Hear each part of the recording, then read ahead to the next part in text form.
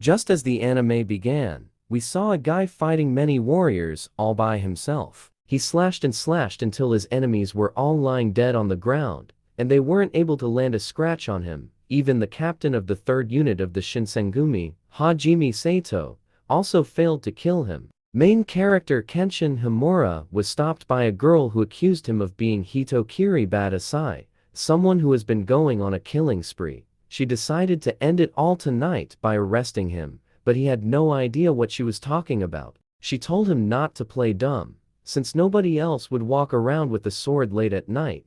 Completely ignoring the Sword Abolishment Act, she attacked him, but he acted weak and fell down to the ground. She was surprised that she took him down easily, but Kenshin told her that he's just a Ruruni, meaning a swordman on a journey with no destination. Since he just arrived at the town, he had no clue about the man on a killing spree.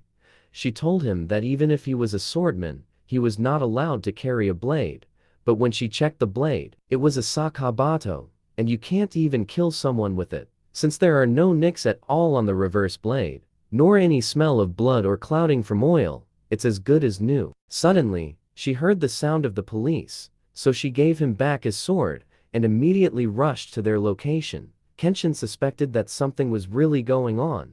The police were killed brutally.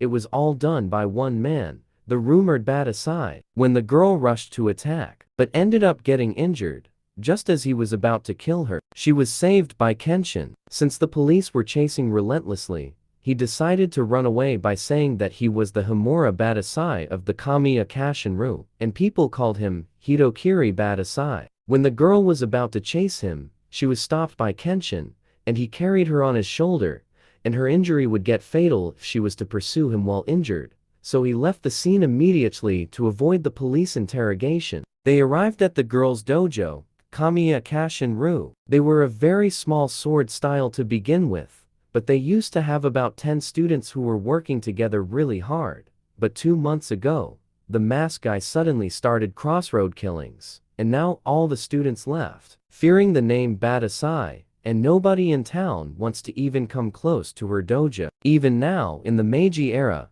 Hitokiri Badasai is still feared by people. She has no idea why he claims to be of the Kamiya Kashinru, and she had no idea if he really was the Badasai. So she decided to end his atrocity as soon as possible. Kenshin then told her that it'd be better if she didn't walk around at night anymore, since the man was more stronger than her. He told her that being able to acknowledge when others are stronger than yourself is part of being a swordman.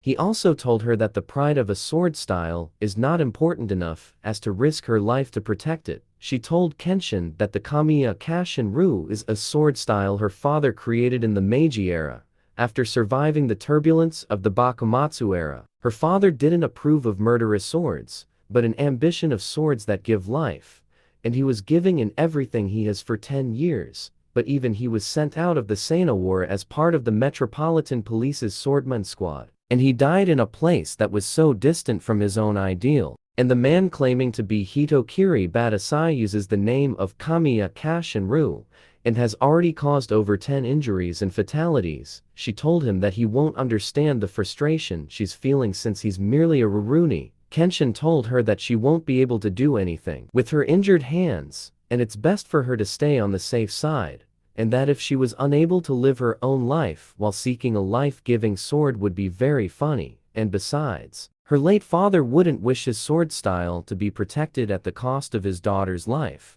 He then left. Her servant then told her that she shouldn't have opened up to someone like Kenshi, since a Ruruni is nothing more than a failure in life, and that she's too nice for her own good. A few days later, Kaoru met Kenshin while he was arrested by the police for disobeying the Sword Abolishment Act. Her servant then decided to settle it peacefully by bribing the police. The police then left saying it was out of respect for the old man. Kenshin thanked the man for his help. Kenshin asked her for an update about the Crossroad Killer case. She told him that she had leads of who the perpetrator might be.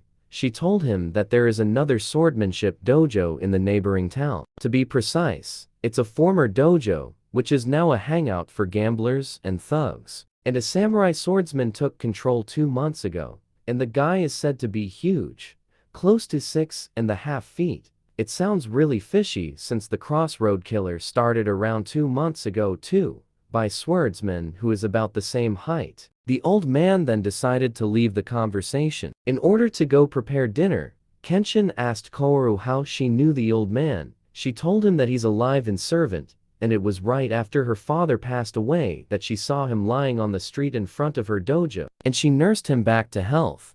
He gets worried for her, and he always told her to sell off the dojo and live in peace. She didn't even know his background, and she never asked. Kenshin told her that she's too carefree, but she told him that it's not surprising for anyone to have one or two tales of the past that they don't want to tell anyone about, and she could say the same about Kenshin. She then told him to come stay at her place, since he doesn't have money nor a place to stay, but Kenshin told her that he have an errand to run, and he would be back another day. As he was leaving, he thought about the dojo in the neighboring town, which he has been searching for. No wonder he couldn't find them. Later at night, Kenji went to the neighboring dojo. A guy then came out. Kenji told him that he was looking for the leader of the dojo, but the guy shouted out that the leader, Mr. Hiruma, wasn't around, and that he should come back later. Kenshin told him that he came knowing that their leader was the crossroad killer Badasai, and it seems that Kaoru's assumptions were correct. All the thugs in the dojo then came out and surround him in order to kill him. Back at the dojo, the old man eerily asked Kaoru when she plans to sell the dojo. He then brought out a transfer of land and building documents, and all completed paperwork, and all he needed was one stamp from her. With that, the land and estate will become his.